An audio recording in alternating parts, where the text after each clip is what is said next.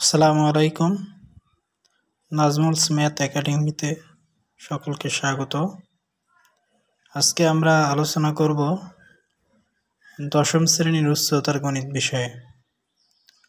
দশম শ্রেণীর উচ্চতার গণিতের আমরা 2024 সালের এসএসসি ব্যাচ 2025 দশম শ্রেণীর টেস্ট পরীক্ষার্থীদের প্রস্তুতিমূলক পরীক্ষার জন্য একটা প্রশ্নপত্র প্রণয়ন করেছি, যেখানে উচ্চতার গণিতের খ বিভাগ জ্যামিতি ও ভেক্টর সম্পর্কে প্রশ্ন করা হয়েছে। এখানে জ্যামিতি, ভেক্টর, ঘন জ্যামিতি এবং স্থানাঙ্ক জ্যামিতি এই অধ্যায়গুলো থেকে 3টা প্রশ্ন প্রণয়ন করা হয়েছে। 3টি সৃজনশীল প্রশ্ন দেওয়া হয়েছে।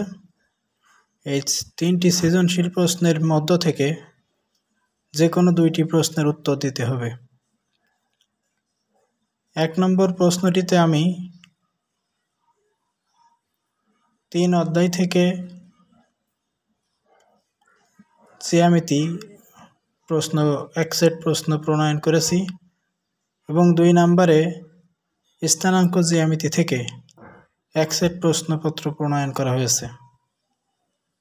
আপনারা সকলেই অবগত আছেন যে স্থানাঙ্ক জ্যামিতি থেকে এসএসসি পরীক্ষায় প্রতি বছর এক সেট করে প্রশ্ন আসে।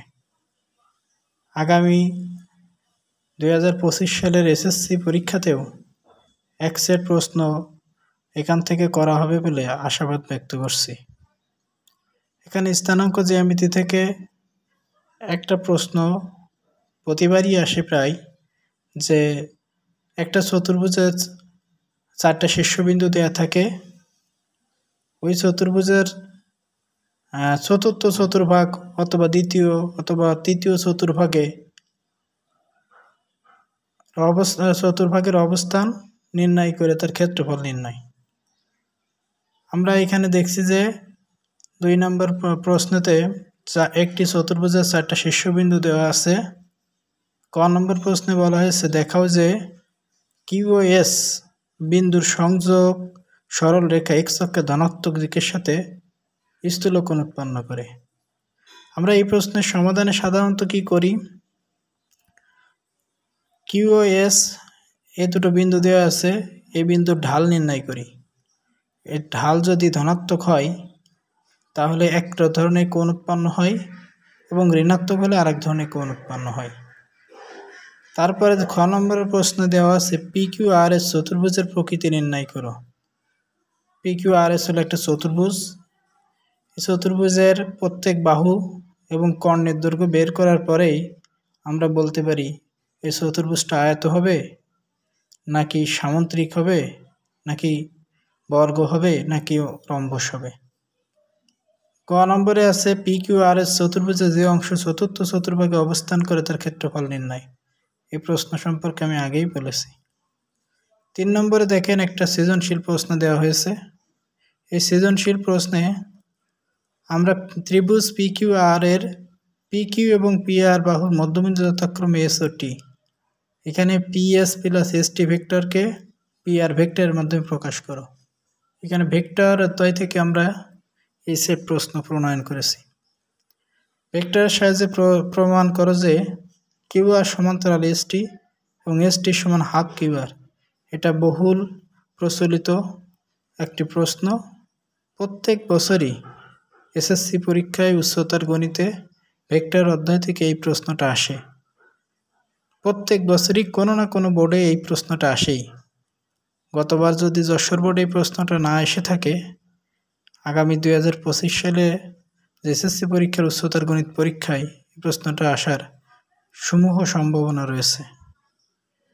একই সাথে পরের প্রশ্নটা দেওয়া আছে কিউ আর টি এস ট্রাপিজিয়ামের কর্ণদের মধ্যবিন্দু এম ও এন হলে ভেক্টরের সাহায্যে প্রমাণ করো।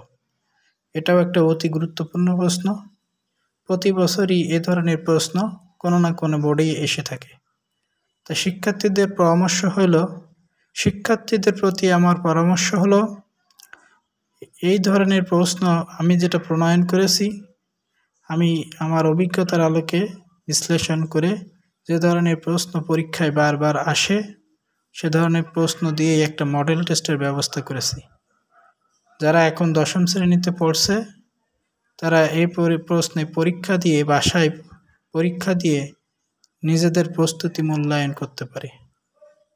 তাহলে তার প্রস্তুতি কেমন হয়েছে, নাকি ঘাটতি আছে, নাকি আরও বিস্তর প্রস্তুতির প্রয়োজন শেষ বুঝতে পারবে। 1 নম্বর প্রশ্নে আমি জ্যামিতি অধ্যায় থেকে দিয়েছি। 1-এর খ নম্বর প্রশ্নে একটা প্রশ্ন দেওয়া আছে, প্রমাণ করো যে P Q square plus P B square সমান 2 into A P square plus A B square. এটা একটি অতি গুরুত্বপূর্ণ প্রশ্ন। প্রায় বছরই এই প্রশ্নটা এসে থাকে। এটা অ্যাপোলোনিয়াসের উপপাদ্য নামে পরিচিত। অ্যাপোলোনিয়াসের উপপাদ্য আগামী বছর 2025 সালের যশোর বোর্ডের এসএসসি পরীক্ষার্থীদের জন্য অতীব গুরুত্বপূর্ণ। আমি আশা করছি এই প্রশ্নটা 25 সালের পরীক্ষায় আসতে পারে। যে সকল শিক্ষার্থী আমার এই প্রশ্নপত্র দেখবেন তাদের প্রতি আমার আশাবাদ ব্যক্ত করছি যে তারা যেন এই প্রশ্নটা বাসায় নির্দিষ্ট সময়ের ভিতরে লিখে পরীক্ষা দেয় এবং কে কত মার্কস পেয়েছে তার উপরে আমার এই ভিডিওর কমেন্ট বক্সে যেন কমেন্ট করে জানায়। আর এই প্রশ্নের উপরে যদি কারো কোনো সমস্যা থাকে কমেন্ট বক্সে অথবা ইনবক্সে জানাতে পারেন। আমি আমার প্রয়োজনীয় সহায়তা দেওয়ার চেষ্টা করব ইনশাআল্লাহ। আজকে এ পর্যন্তই। সকলকে ধন্যবাদ।